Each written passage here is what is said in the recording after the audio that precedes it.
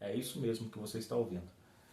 Ateus usando texto bíblico, mas usam textos isolados para tentar dizer que há uma contradição aqui, que há um erro teológico, que há um erro de escrita aqui, para mostrar que que a Bíblia não é a inspiração de Deus.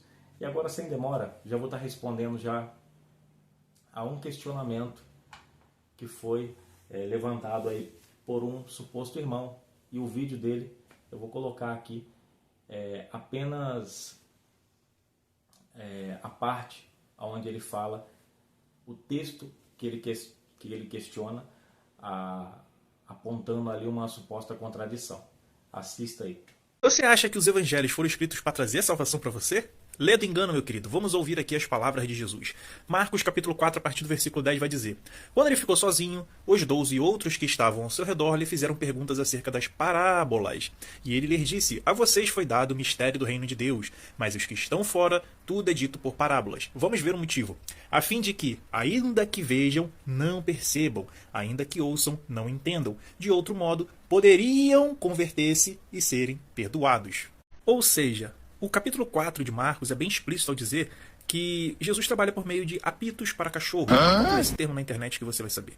Isso para fim de que você não seja perdoado.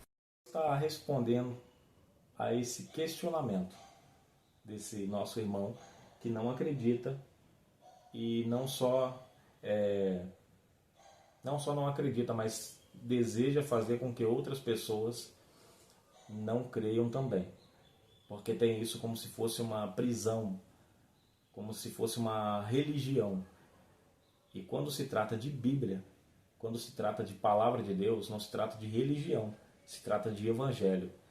Então precisamos ter muito cuidado, porque o evangelho, muitas religiões estão fundamentadas no evangelho, mas quando nós tentamos descredibilizar a Bíblia, a palavra de Deus que ele deixou para nós estamos tentando contrariar princípios que norteiam toda a nossa vida, que são a base da nossa vida. Tá? E depois eu vou responder outros questionamentos que eu vi também, mas esse daqui é o simplório que eu observei e que eu percebi que é uma falta até de interesse, uma falta de vontade, ou talvez pelo nível do intelecto da pessoa, uma tentativa de ludibriar, de confundir os irmãos, tá? Sabendo que tem um texto que aponta o contexto, que mostra exatamente o porquê que está escrito desta forma, por que Jesus ele disse dessa forma, usar outro texto que não frisa isso, tá? Então nós sempre optamos na interpretação bíblica por o texto. Temos os 4 evangelhos sinóticos, nós sabemos, mas nós sempre optamos para algum texto quando nós queremos elencar alguma verdade, nós buscamos o texto mais completo, com contexto, tá? E Mateus é o que dá o contexto para Marcos.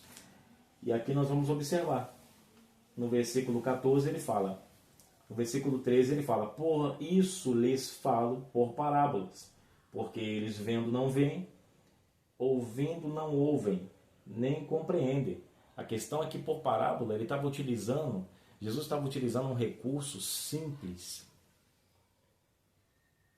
Eram histórias que para crianças entenderem.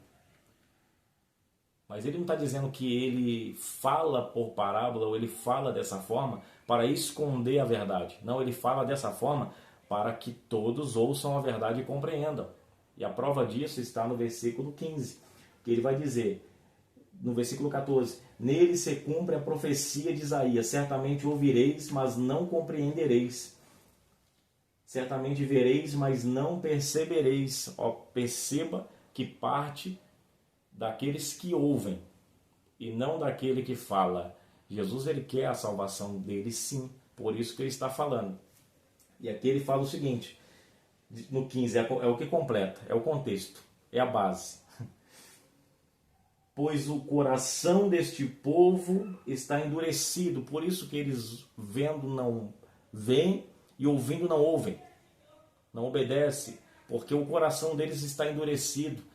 Eles não estão ali ouvindo Jesus, na verdade, com o interesse de obedecê-lo ou de segui-lo à sua verdade, mas na intenção de buscar ocasião para lhe tirar o tapete, buscando ocasião para tentar pegá-lo em alguma questão.